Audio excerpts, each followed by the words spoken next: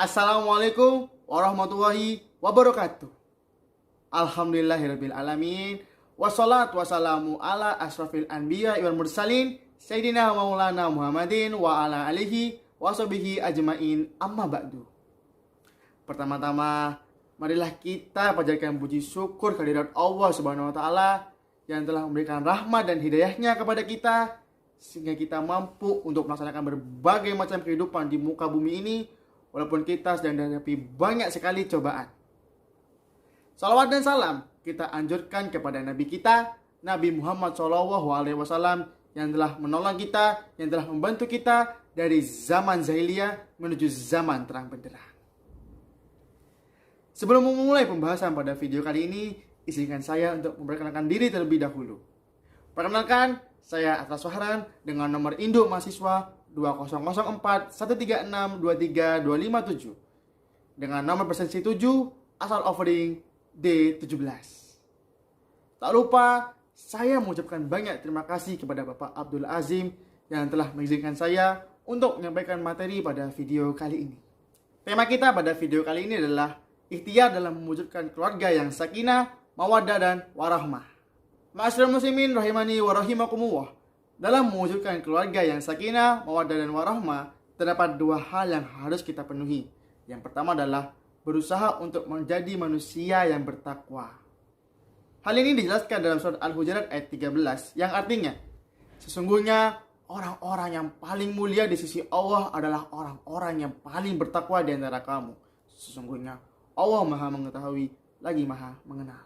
Maka sebelum seorang laki-laki dan seorang wanita menjadi seorang pasangan suami istri, maka seorang tersebut harus bertakwa semaksimal mungkin kepada Allah Subhanahu wa taala. Ma'asyiral muslimin rahimani wa rahimakumullah. Apa itu takwa?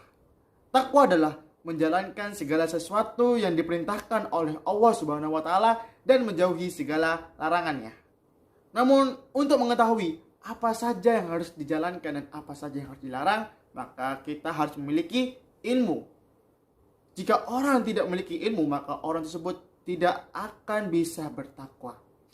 Sebaliknya, jika seseorang tersebut memiliki ilmu dan mengamalkan ilmu tersebut dalam kehidupannya sehari-hari, maka orang tersebut bisa dikatakan sebagai orang yang bertakwa. Maka dengan memiliki ketakwaan inilah, seorang pasangan suami istri bisa menciptakan keluarga yang sakinah, mawaddah dan warahmah, karena hal tersebut telah dijelaskan dalam ajaran Islam. Ma'asyiral muslimin rahimani wa rahimakumullah. Contoh yang sangat sederhana adalah ketika Allah menyuruh hambanya untuk menjaga pasangan suami istri dalam membentuk keluarga yang sakinah, mawaddah dan warahmah, maka pasangan tersebut harus melaksanakannya. Lantas, apa yang menyebabkan pasangan tersebut menjalankan perintah Allah ini? Karena pasangan tersebut telah bertakwa kepada Allah Subhanahu wa taala. Dan sekalipun jika terdapat seorang wanita yang cantik rupawan datang ke seorang suami yang memiliki istri yang tak rupawan dan mengajaknya untuk berbuat zina, maka sang suami tersebut melarangnya karena hal tersebut sangat dilarang oleh Allah Subhanahu wa taala. Dan sebaliknya, jika terdapat seorang laki-laki yang kaya raya dan tampan rupawan menerangi seorang istri dari suami yang miskin dan mengajaknya untuk mengkhianati suaminya, maka sang istri tersebut menolaknya karena hal tersebut sangat dilarang oleh Allah Subhanahu wa taala dan sang istri pun harus taat kepada suaminya.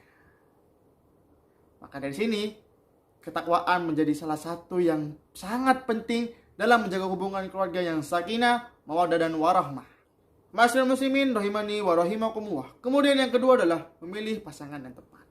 Mengapa hal tersebut perlu dilakukan? Karena memilih pasangan yang tepat merupakan fondasi awal dalam membangun sebuah keluarga yang sakinah, mawaddah dan warahmah. Maka ketika kita hendak memilih pasangan, maka kita harus memperhatikan agama. Agama yang dimaksud di sini adalah ketakwaan yang dimilikinya. Nabi SAW bersabda, seorang wanita dinikahi karena 4 hal. Yang pertama karena hartanya, yang kedua karena keturunannya, yang ketiga karena kecantikannya, dan yang terakhir karena agamanya. Maka hendaknya kamu memilih wanita yang tepat ajarannya, niscaya kamu akan beruntung. Hadis riwayat Bukhari dan Muslim. Dalam hadis ini perlu digarisbawahi bahwa dalam memilih pasangan yang tepat tidak hanya memilih berdasarkan agamanya saja, namun juga melihat bagaimana cara dia mengamalkan ilmunya tersebut. Mulai dari pengesahan kepada Allah Subhanahu wa taala hingga akhlaknya sebagai seorang muslim maupun muslimah. Dengan begitu, niscaya pasangan tersebut merupakan orang yang bertakwa. Maka jika dia adalah seorang laki-laki, pilihlah wanita yang soleha. Begitu pula dengan sebaliknya, jika dia adalah seorang wanita, maka pilihlah laki-laki yang soleh. Karena dengan hal tersebut, maka akan memperoleh keberuntungan sebagaimana yang Nabi SAW telah sabdakan. Ma'asyiral muslimin rahimani wa rahimakumullah. Adapun pertimbangan lainnya dalam memilih pasangan kita yaitu status sosial, nasab, dan yang lainnya. Pertimbangan-pertimbangan tersebut dijadikan sebagai tambahan saja, jangan dijadikan sebagai acuan inti dalam memilih pasangan. Maka dari itu, jika seseorang tersebut sangat jauh dari Allah Subhanahu wa taala dan seseorang tersebut ingin menikah untuk mewujudkan keluarga yang sakinah, mawaddah dan warahmah, maka seseorang tersebut harus mendekatkan diri kepada Allah Subhanahu wa taala dengan sebenar-benarnya, bukan karena pasangan yang ingin mereka nikahi. Karena untuk mendapatkan seseorang yang benar-benar baik, maka kita harus benar-benar baik pula. Sebagaimana Allah Subhanahu wa taala berfirman dalam surat An-Nur ayat 26 yang artinya, dan wanita-wanita yang baik untuk laki-laki yang baik, dan untuk laki-laki yang baik adalah wanita-wanita yang baik pula. Ma'asyiral muslimin rahimani wa rahimakumullah. Sekali lagi, ketakwaan terhadap setiap pasangan suami dan istri merupakan hal yang sangat penting. Dimulai dari diri kita untuk bertakwa, dan memilih wanita yang bertakwa merupakan hal yang utama dalam mewujudkan keluarga yang sakinah, mawaddah dan warahmah. Adapun jika terlanjur menjadi pasangan suami istri tanpa memperhatikan dua aspek tersebut, apalagi dia memperoleh pasangan yang buruk, maka hendaknya untuk segera kembali kepada Allah Subhanahu wa taala dan memohon pertolongan kepadanya. Sebagaimana yang kita ketahui bahwa Allah memberikan jalan bagi hambanya yang bertakwa. Ma'asyiral muslimin rahimani wa rahimakumullah. Setelah kita memilih pasangan yang tepat, maka ada hal-hal yang harus kita penuhi setelah kita memiliki pasangan yang tepat. Yang pertama adalah bermitra dengan cara yang baik. Dalam hal ini, pasangan suami istri harus saling melengkapi, saling menasehati, saling menyayangi, saling menghormati, memenuhi hak-hak satu sama yang lain dan yang lain-lainnya. Dan tentunya, hal tersebut dilakukan dengan cara yang baik. Kemudian yang kedua adalah bermusyawarah. Karena dengan bermusyawarah, berbagai masalah yang dihadapi oleh pasangan tersebut dapat dilaksanakan dengan memiliki ketenangan. Kemudian yang ketiga adalah kecintaan.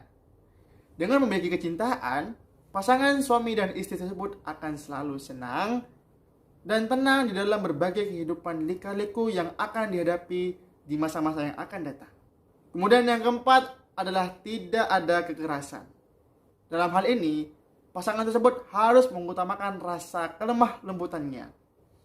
Jika diharuskan untuk tidak melakukan kelemah lembutannya, maka wajib baginya untuk mengikuti kaidah-kaidah yang telah ditetapkan oleh ajaran Islam.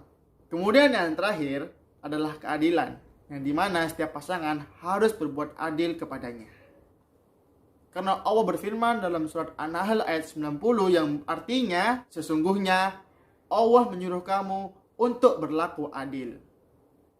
Ma'asyiral muslimin rahimani wa rahimakumullah. Itulah tadi materi kita tentang ikhtiar dalam mewujudkan keluarga yang sakinah, mawaddah dan warahmah.